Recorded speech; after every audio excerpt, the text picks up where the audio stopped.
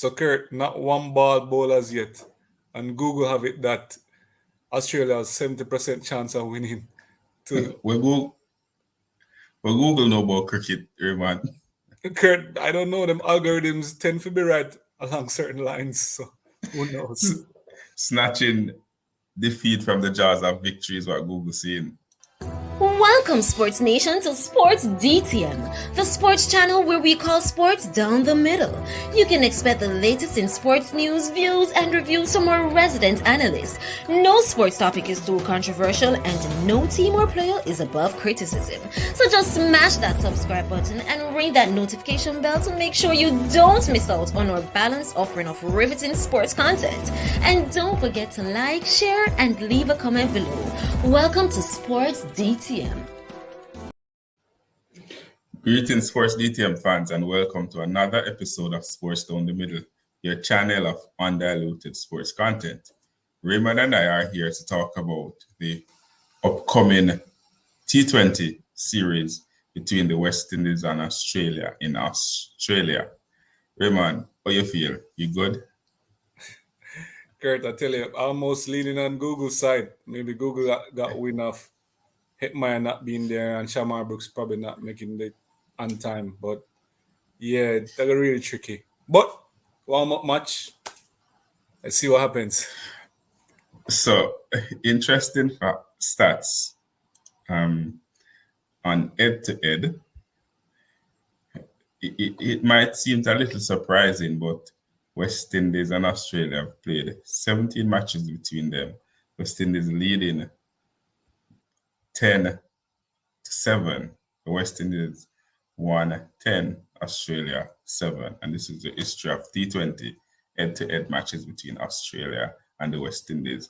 Of course, Australia is ranked number 6 in T20 and West Indies is ranked number 7. So bottom of the table clash, a joke. Mid-table clash. Average runs scored, West Indies a little higher, 160. Australia, 147. Maximum score, 205. West Indies, 189 for Australia. And minimum score, 79 for Australia and 102 for the West Indies.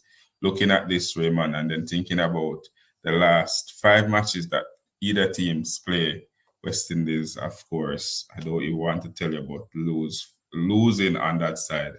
4 loss to 1.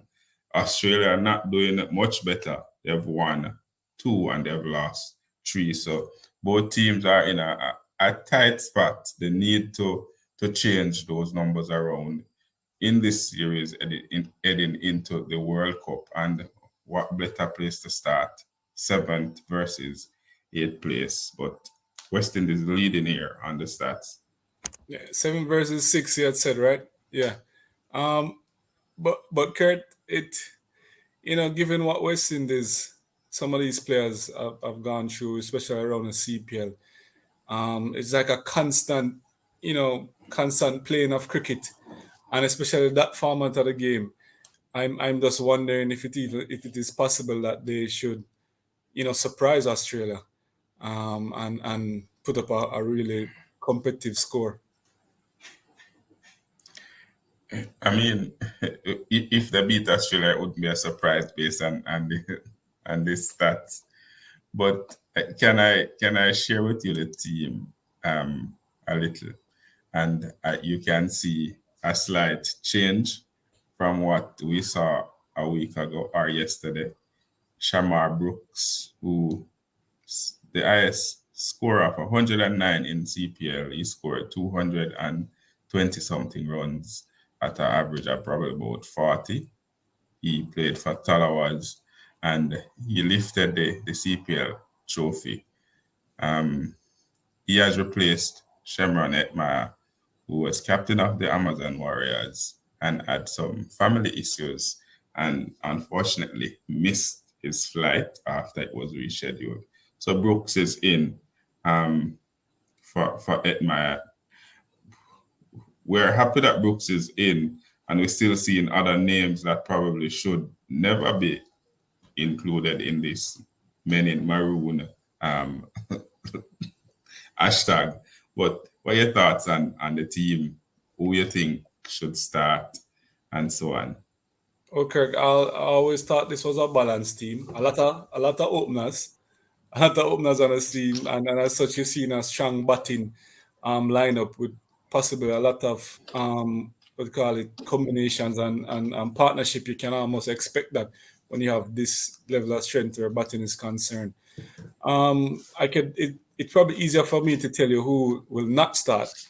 And so I would Hmm. have first and foremost, I would say Yannick Carrara would not necessarily start in this one. Also, I'm not looking to see Evan Lewis start in this one. I'm not looking to see him also start in this one at all. It's funny though, some persons might disagree with me because they're saying that it's a practice match. And if any time they should actually get some of these players started is here. But I would just like other players to continue on the form and consistency and get used to a different type of, team. And so in playing Australia, I would like to see, you know, the Brandon King and the Brooks getting into it. So that's my thinking. And of course Raymond Reefer, I'm on the fence with him, but he's been consistent in the CPL, and it would be good to see what he does with some quality opponent like one in the Australia. I mean, when you have a player like Reefer who scored some runs, he was in the top 10 in terms of West Indies players in the IPL, and he also took some wickets. So, as an all-rounder, he stands a very good chance of making the team, in my estimation. But you mentioned earlier that there are quite a few openers, and the persons that we see in this team as openers, Brandon King, Evan Lewis, Ed Meyer, and Johnson Charles. A lot of persons I see on social media saying that Johnson Charles should not be in this team. But Johnson Charles is one of the players who scored more The than highest. 300 runs in CPL. He actually scored 345 runs, the third highest run getter in the tournament behind Brandon King and Myers. So three openers, top three run getters for CPL in the team. So Johnson Charles, on merit, deserved to be in the team. Evan Lewis, on the other hand, who've had his fair share of issues with the West Indies selectors, and has been out in the cold for some time now, struggled in CPL. He was horrible. 8 matches, 133 runs. His highest score 41 at an average of 19. So definitely of the four, Lewis would be the odd man out right now. Yeah, Kurt. When you speak of average of 19, the gold standard is pretty much anything over 33, and 19 is just not making the cut. So he probably wouldn't necessarily start in this one. But hey, some would say we're better to start him than get it out of the way from now, and rest the others and give him and let him prove himself. But no, I wouldn't necessarily start him in this one. So and I I'm struggling here because who is going to be the keeper? Johnson Charles, or I say Lewis also tried his hand at keeping, and there is Nicholas Puran. The issue I have with Puran now, Raymond, is he has been struggling for runs, and this apparently has been happening ever since he was selected as the captain. He did nothing in Netherlands. He did nothing against New Zealand. He was worse than Lewis in CPL. He played 10 matches. He looked out of sort. He made 108 runs at an average of 12, one dozen, right?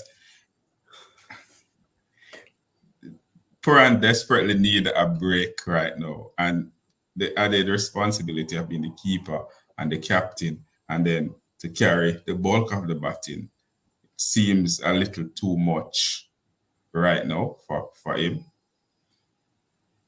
Well, Kurt, it makes sense that him kind of forfeit one of the duties. It's so easy for us to say wicket keeping would be that duty. Some fans might actually be as extreme and say leave the captaincy alone and make Rahman Powell take it over. But yeah, he has to forfeit one, and the easiest one now is pretty much not being a wicket keeper. Just leave that alone and concentrate on your batting, because at the end of the day, we're gonna need all of the openers who get selected to put up some score, and you're one of them we're expecting to actually steady the ship and put up some score. It's not like the previous World Cup where expected things of you, we didn't perform. Not like CPL when your team was expecting things and you didn't perform there. We're hoping that this level of practice games or warm up games will get you, you know, up to the task when the World Cup starts. I mean, at this point, I would like the fans to just leave your thoughts in the comment section below. What you think about Puran's captaincy? We saw him playing for the Trinbago Knight Riders in the CPL, and his team was being led by the former captain of the West Indies. I mean, he has retired from international cricket, and he's the captain. Why not give Puran the opportunity to get a little bit more experience and to learn from them? But we not see Puran in the discussion when important decisions were to be made as it relates to the team. Of course, they finished bottom of the table, and we all knew why. But we're going to leave that out. So fans, just leave your comments in the comment section below. What you think about Puran's captaincy right now, and even that bizarre situation with Trinidad being not selected for the captain, even though you're West Indies captain. We don't understand that. Franchise over West Indies is what they're saying. But Raymond, the team is what it is. What do you think they need to do in order to win this match? Well, Kurt, it's hard to say. All of the analytics and everything pointing that West Indies might have a tough shot at it and might not actually come through victorious. But once some of these players keep the same form and belief like they had in the CPL, and now it's a different opponent, that's an even stronger one. But once they have that same form and strong belief and develop a level of chemistry, I can't see why they won't be able to get through this warm-up match in flying colours. I mean, looking at the bowling option, Sheldon Cottrell and Akil Hussain, they have been part of the West Indies T20 setup for some time now. But them never do nothing in IPL. You see players who've done better and them in the team right now. They were in the bottom half of the wicket takers, like at 18 and 19 and 20 on the list. So we desperately need them to get some bowling under their belt in Australia and to come good for this tour as well as for the World Cup. Yeah, Kirk, it makes sense. You can see that there's a dip in form when in the CPL, because coming up from the IPL, you saw where some of them still were holding their own, and as soon as the CPL came around, I don't know if it's fatigue, but there's a dip in form. It sucks that it's happening now when you have the World Cup coming around the corner, but it's either a rest or you actually get them to play into form.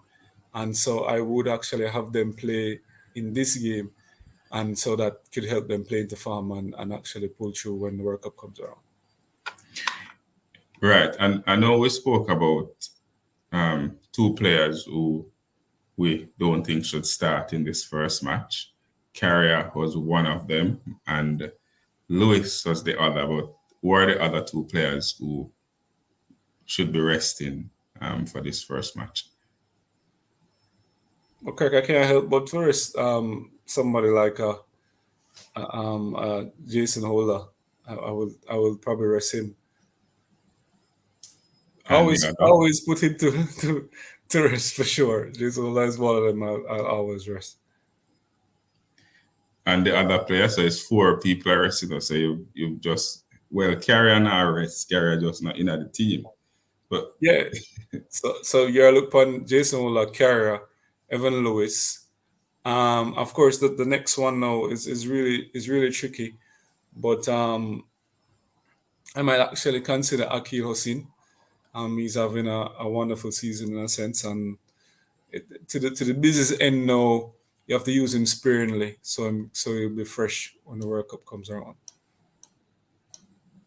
all right, so fans out there, let us know the 4 players from this squad who you think should not be in the starting 11 for the first match against Australia. And talking about Australia, this is the team that they will face. Raymond, on paper, they look like a world beater. But for whatever reason, I know for us who are not Australian fans, we're happy. Them now win much. So 6, they're now ranked 6th in the world, just above the West Indies. Aaron Finch, Stephen Smith, David Warner, Adam Zappa, Glenn Maxwell, Mitchell Marsh, just to name a few.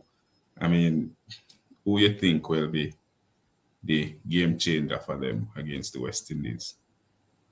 It's tricky. Zampa always seem to have them ticket when him upon farm. But actually leaning towards Pat Cummins in this one. Pat Cummins looking to play himself into form, and I'm expecting him to shine. So Pat Cummins for me would be the one who would shine in this one for the Australia. And if West Indies win the toss, what do they need to do? Restrict. I mean, get the bowlers out and restrict, because I mean you have 4 openers, so the batting shouldn't be hard once them see a target for chase. And I notice they're a little better when they're chasing targets as opposed to putting up scores. I mean, fans out there, let us also hear from you. If the West Indies win the toss, what do you think they need to do? Do they need to bat or bowl first? West Indies against Australia is always an exciting matchup. And every time the West Indies play Australia, me want them to win. Me don't know about you, Raymond, how you feel, but me always want West Indies to beat up Australia and beat them badly, whether it is a warm-up match, a serious match, or no match at all. Once they play Australia, West Indies need to win. So my full support, 100% support, is behind the West Indies. Putting all the administrative issues aside, once them walk out on the field, me expect them to beat up Australia. Yeah, that's how you feel. Yeah, ditto. I mean, come on. What does you expect to say? When I agree with Google in any shape or form, I started out and say, I feel like, but no. No. Fans out there, let us hear from you. What's your thoughts on the first match, West Indies versus Australia? Who you think are going to win? What West Indies need to do to win this match and to win the series? And what's your expectations of the team on their tour to Australia as well as the World Cup? Leave all those comments in the comment section below. And always remember to like, to share, and to subscribe. And to tell a friend, tell a friend, tell a friend, tell all of them friends to come and join the Sports DTM family. Raymond and I, and we will be following the West Indies on their tour of Australia as well as the World Cup. So you can always stay tuned to Sports DTM for the latest happening in the ICC Men's T20 World Cup. All right, so stay tuned. Raymond and I signing out, saying, be blessed.